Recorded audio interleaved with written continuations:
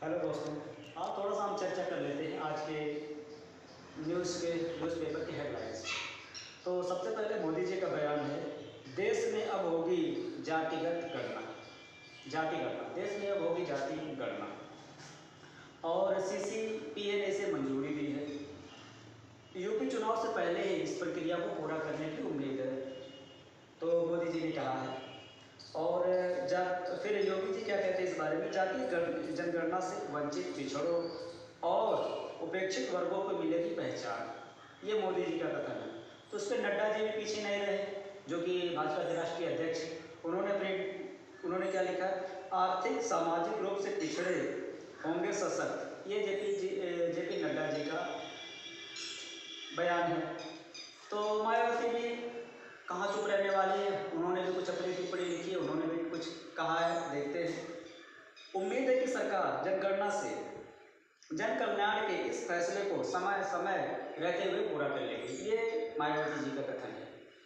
अब देखते हैं, इसमें थोड़ा सा एक लाइन और थोड़ा सा जोड़ देते हैं। रोहिणी आयोग जो हाई कोर्ट की जज थी, दिल्ली हाई कोर्ट की जज थी श्रीमती रोहिणी, उन्होंने पिछड़े वर्गों के बारे में थोड़ा सा सोचा और उन्होंने एक नई कमेटी बनाई, रोहिणी आयोग जो का त्यों पड़ा है। इसका सबसे बड़ी बात है कि इसको 2 अक्टूबर 2017 को जो है रोहिणी जी ने पिछड़े वर्ग की एक कमेटी बनाई, ठंडे बस्ते में पड़ा हुआ। मुझे लगता है कि क्या पता अगर ये जातिगत गणना हो जाती है तो उसको भी थोड़ा सा हवा मिल जाएगी।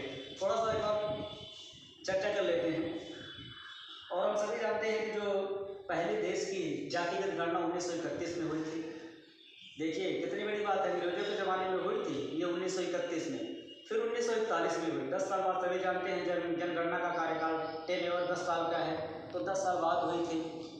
अब सबसे बड़ी बात देखिए, 1931 में हुई, फिर 1941 में हुई, लेकिन जो है इसे इन्होंने पास करने नहीं दिया, इसे प्रकाशित डेटा को प्रकाशित ही नहीं करने दिया।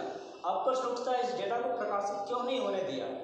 मुझे तो लगता है इसमें कुछ न कुछ जरूर कोई रहस्य होगा, कुछ ना कुछ चीज़ें दबी होंगी, कुछ न कुछ ऐसे लगा होगा कि जो थोड़ा सा हम वीक हो जाएंगे, तभी जो है इस जातिगत जो है गणना को उन्होंने प्रकाशित होने नहीं दिया। अब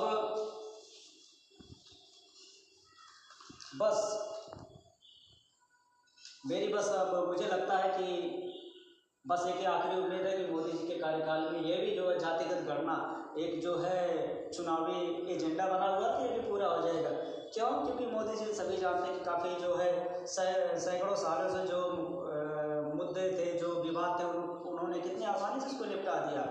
अभी देख लीजिए अयोध्या मुद्दा हुआ, जम्मू कश्मीर का मुद्दा हुआ।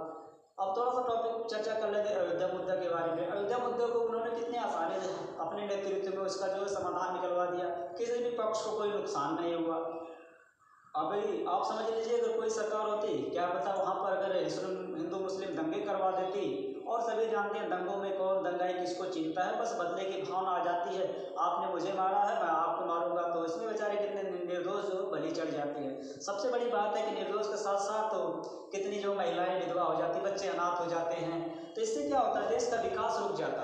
तो बहुत ही बड़ी बात थी मोदी जी के नेतृत्व में, उन्होंने इस काम को आसानी से बिल्कुल कर दिया, दंगा नहीं होने दिया, और कम से कम देश ज्यों का त्यों विकास के मार्ग पर चल रहा है।